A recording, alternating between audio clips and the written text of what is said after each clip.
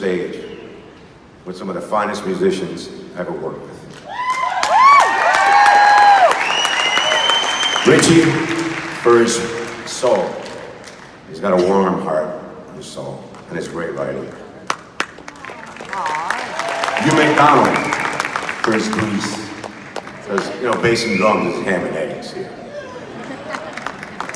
Alec, I love Alec. I met him and we played together since I was 16, in 1969. Lost my virginity at his house, as a matter of fact. I love Alex, and if it wasn't for Alex, I don't think I'd be in this band, or any of us. He was the kingpin. David, master of arms, the funniest man I ever met, genius behind many coats. Great playwright, but he's the funniest man I know. That's right, thank you. John Bon Jovi, my singer.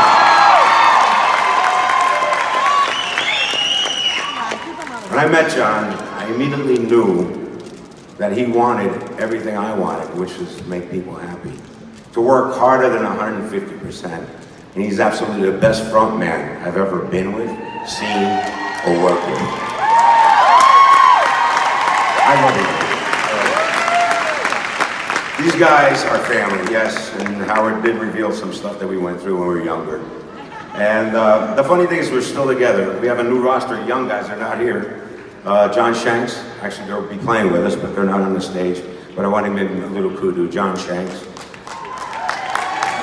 Phil X. Everett Bradley. And they're wonderful, and I think with all this, the fact that this brought us together, not only as human beings and musicians, to be able to play something that we love so much. I thank and I pay homage to all these gentlemen, all the past that came on this stage, all the future to come. I want to thank my family, my son Hector, Ali, all my family and friends, and especially everybody here and in the world that's been our backing for the rest of our lives.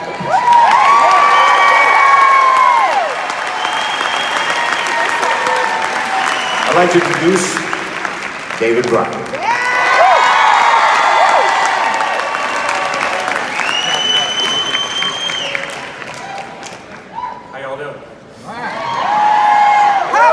Tonight is a celebration of a landmark and an incredible musical journey. A celebration of a 7-year-old who took 15 years of classical piano lessons. A celebration of a 17-year-old who, through John's cousin Butch, who's sitting over there, I joined the Atlantic City Expressway. A celebration of a 21-year-old recording the first Bon Jovi record. And a celebration of a 56-year-old who stands here tonight proud as hell.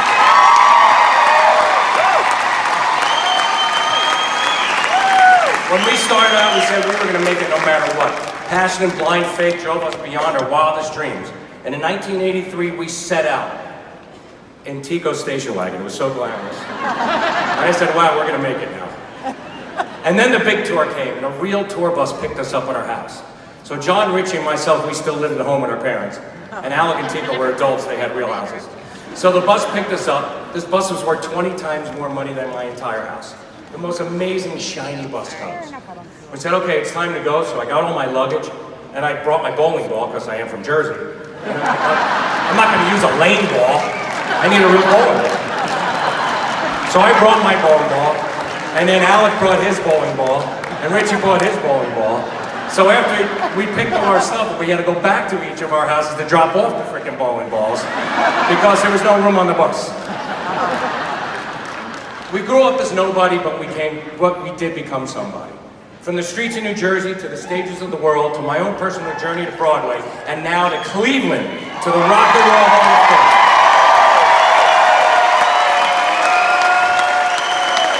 I want to thank my original brothers, my new brothers who you will see, my beautiful wife, my beautiful kids, our managers, agents, road crews, recording crews, video crews, my friends, and especially all the fans, for a great journey that continues to surprise and thrive. Thank you. And now, my brother, since we was youths, John Bon Jovi.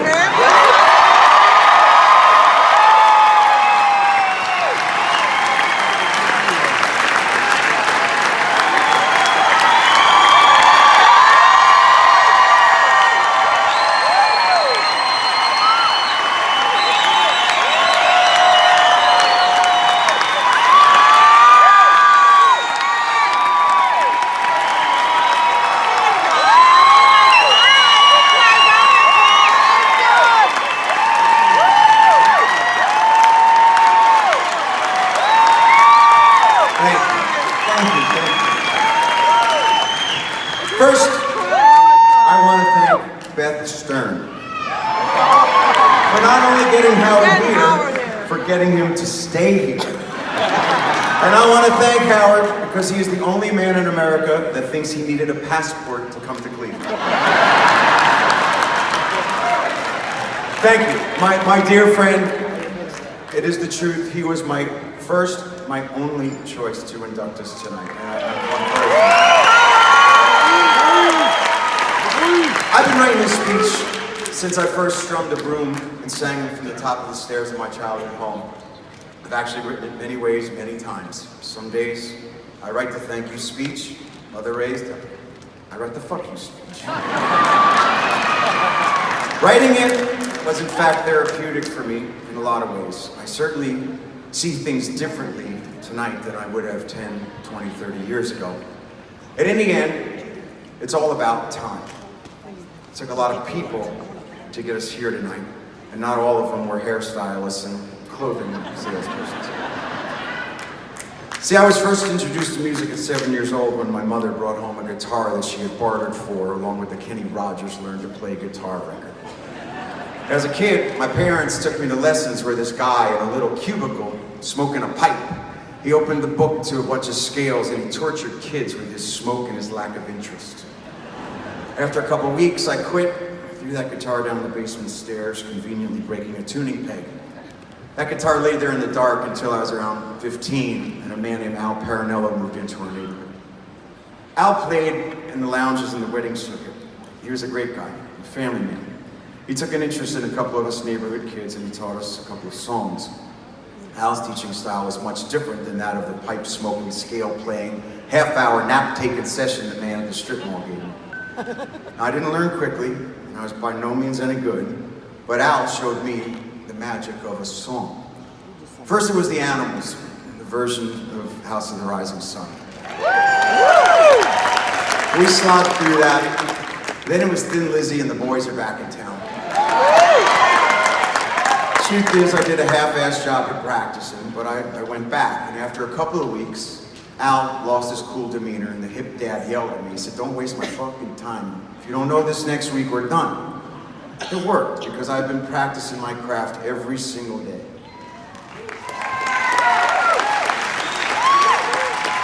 Al passed away in 1995.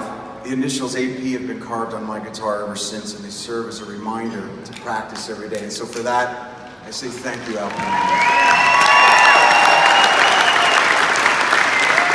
Every kid who ever played in their garage dreams of being in a big rock band, and I was no different. It began in my buddy's basement and in the backyard.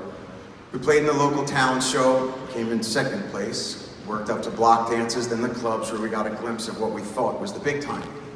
At 17, I started a big 10-piece band called the Atlantic City Expressway, playing the songs of my childhood heroes. The Animals and Thin Lizzy, of course, but especially Bruce Springsteen and a lot of Southside jazz. David Bryan was in that band. He used to do his homework in the basement of the Fast Lane before we'd play our set. And I want to take a moment here to thank David's dad, Big Ed, because I know he's here tonight watching down over us. So thanks, Big Ed, for your band, for cheering us on. By 18, I could already see that there were two paths in music. You either play for fun, or you play for keeps. The cover band circuit was where the money was, where the girls were, but where the future was not. So I quit my own cover band, and I joined an original band as their lead singer. The rest didn't last very long, but I do appreciate Jack Ponte, whose band it was, for taking me in and nurturing the earliest me. By the fall of 1980, I was out of high school, I was out of the rest, I was fronting my own band wherever and whenever I could, and running errands at a place called the Power Station. The next couple of years were my college. Write, sing, play, watch, learn, repeat. I saw a lot of the men and the women who make up this Hall of Fame walk in and out of those studios. The Stones, Queen, Bowie, Bruce, Dylan, Cher, Chic. I did hand claps on a Little Steven record. And I sang on the Star Wars Christmas record. I remember Mark Knopfler, who was dating the studio manager at the time. asking me to borrow a copy of his album, Making Movies. I told him I'd loan it to him if he'd sign it for me. I still have that album, and I remain a huge Dire Straits fan. So thank you, Mark and Dire Straits. By 1982, I had written and recorded a bunch of songs, but one of them stood out. It's called Runaway. And after sending that cassette to every label, every manager I could think of, I thought, who is the loneliest man in the music business? The DJ.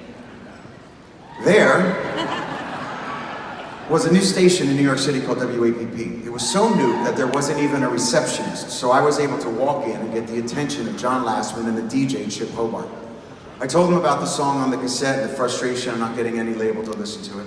Well, Chip did listen, and he told me he thought it should be included on their homegrown record of local music. A few months later, Runaway was playing on the radio not only in New York, but in Tampa, in Chicago, in Detroit, in Denver, and in other markets. Now, I had all the attention I needed, but I needed to showcase the songs. What I needed was a band. So I called David. He was still playing, but he was also going to college to be a doctor, like his nice Jewish mother said he should. I met Alex Such, who was in a cover band called Phantom's Opera. Alec was the coolest cat on the cover circuit scene. He was the rock star in his band. Alec was also in an original band called Message with Richie Sambora. They were doing a summer tour supporting Joe Cocker and promoting their own EP. And Alec knew the baddest ass drummer in the land, Tico Torres. I swear, back at the Fast Lane, I once watched Tico beat a drum to death. He was the hardest hitting sledgehammer I had ever seen. Tico was already a married man, had a house, was in a band called Frankie and the Knockouts, was already on the road with a record deal and hit singles, and I needed to convince him to give that up, to rehearse in a storefront and play with a 21-year-old version of me. Part of me thought, no chance. The rest of me was pretty confident. So that Sunday I went to his house and I played him the songs. I told him about the radio exposure and I hoped that he might help me out. Tico took a shot, and I've been his singer ever since. So David, Tico, Alec, and Snake Sabo, who went on to form Skid Row and was helping me out at the time, agreed to do a couple of these promotional shows. And one night at the Fountain Casino in Aberdeen, New Jersey, Alec invited Richie Sambora to come and see us. Richie came backstage and we hit it off. Legend has it, he told me that he was going to be in the band. And I said, well, let's get together and write a bit. Let's see if our styles worked. Let's see if it works for the vision. It didn't take me but a minute to realize that Richie was a great singer, a great writer, and a great player. And it didn't take him too long to agree to join us. The success of Runaway led to a deal with Polygram that I signed in 1983, and the label remains our home to this day. With a band at my side, a record deal in place, and a song on the radio, it was time to look for a manager. Several of them showed interest, each offering something unique. But Doc McGee just wanted it more. And I remember, back in '83, going into a record store with him, talking about music, looking at album sleeves and touring programs. We talked about my influences and the big names of the day, like Van Halen, like Journey. He told me we could be like them, only bigger. He believed it, I believed him. I signed that deal. The record came out in 1984 and Runaway cracked the top 40. We toured the US with the Scorpions, and then we went to Europe with Kiss, and then on to Japan for the first time with Whitesnake. We learned how to win over a crowd that doesn't know your name, doesn't know your songs, or even understand your language, all in 40 minutes or less. So to all of us, to all of those who allowed us to open for you and to learn from you along the way, I say thank you. In '85, the second record, a couple of top 40 hits, another year on the road, another American Gold record, set us up for the make or break third album, Slippery When White. That record would change our lives. There was the magic combination of our band, Bruce Fairburn, Bob Rock, Desmond Child, our A&R guy, Derek Schulman, Doc, a little known studio called Little Mountain in the city of Vancouver. Nothing would ever be the same. You give love a bad name, wanted dead or alive, living on a prayer. we started having consistent hits and we finally became a headliner. And everyone that was involved in that record and the tour brought out the best in each other. Many millions of records and hundreds of shows later came the New Jersey album and another 5 top 10 singles. Millions more records, hundreds more shows, same team, same results.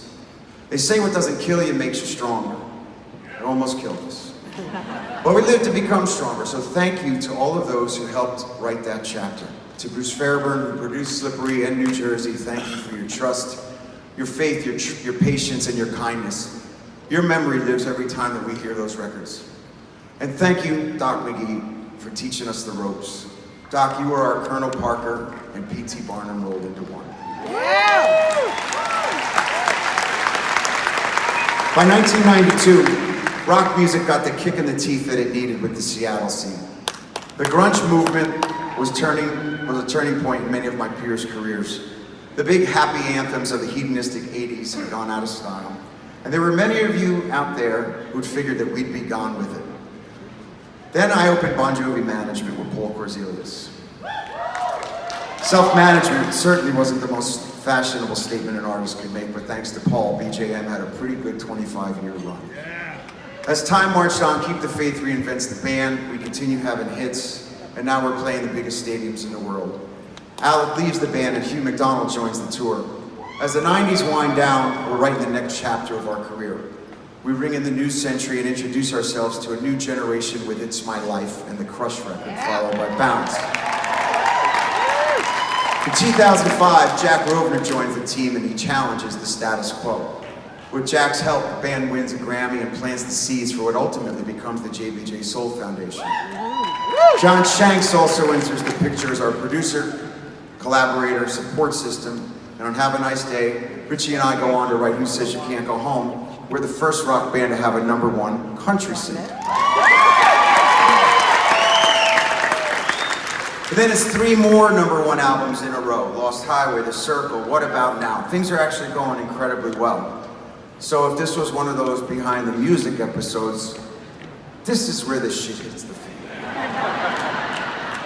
So during the Because We Can tour, Richie's no longer standing at my side. Once again, Phil X has to answer his phone and answer the call. Tico has not 1, but 2 emergency surgeries, and we have to actually have a replacement drummer sit in for 11 stadium shows. One night I'm looking out at 80,000 faces at Rock in Rio. I turn to David and I think, holy shit, I'm back in a cover band. Hugh, now Phil, eventually Tico, David and I play another 105 shows and still managed to have the year's highest grossing tour.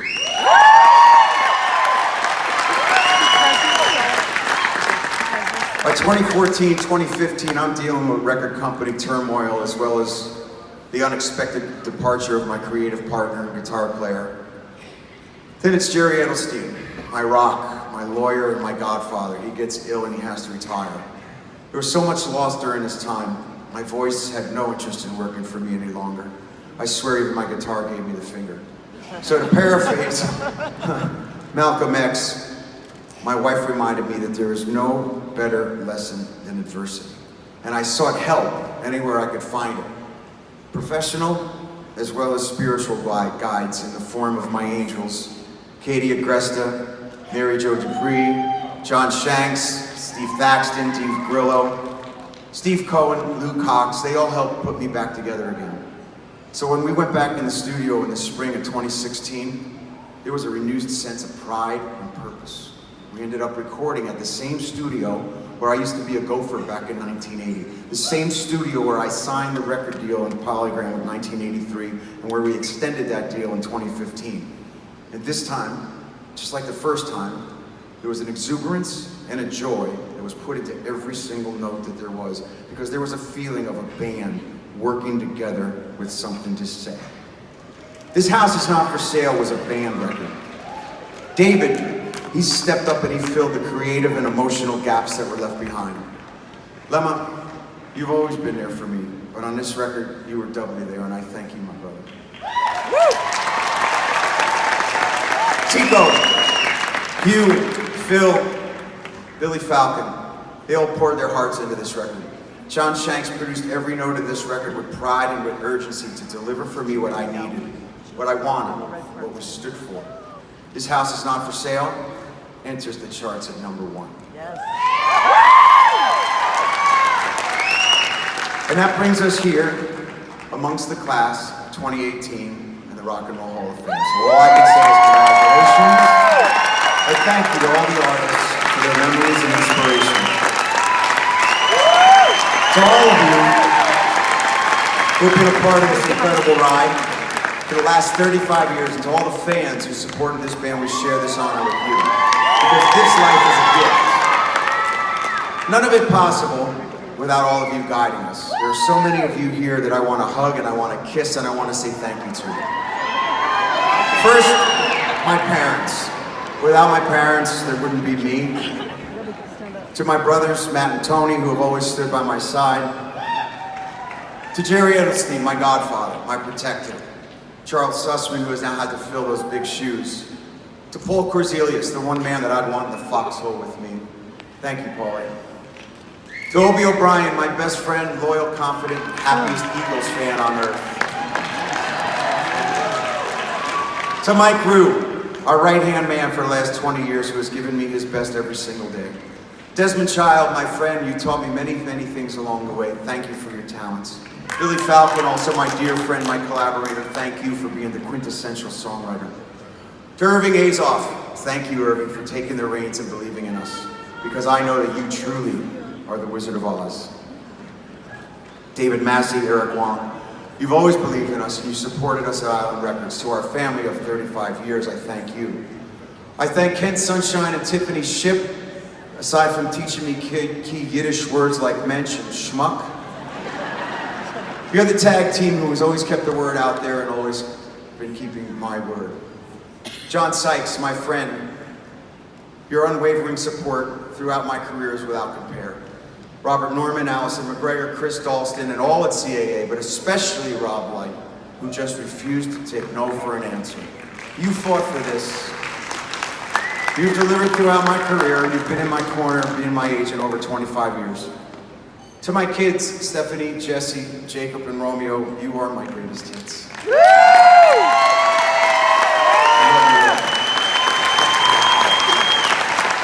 And to my wife, Dorothea, you're my everything. You're the greatest gift that God could have given me. You're there whenever I breathe, and I just want to make your tea and tell you how much I love you for it.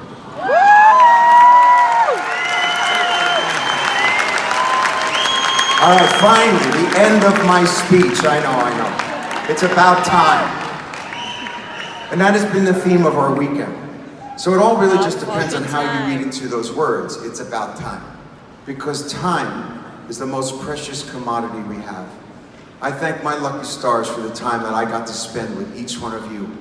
Alec, Richie, Hugh, Tico, David. To you, to us, to all of you. Tonight, the band that agreed to do me a favor stands before you so I can say thank you for making this dream a reality.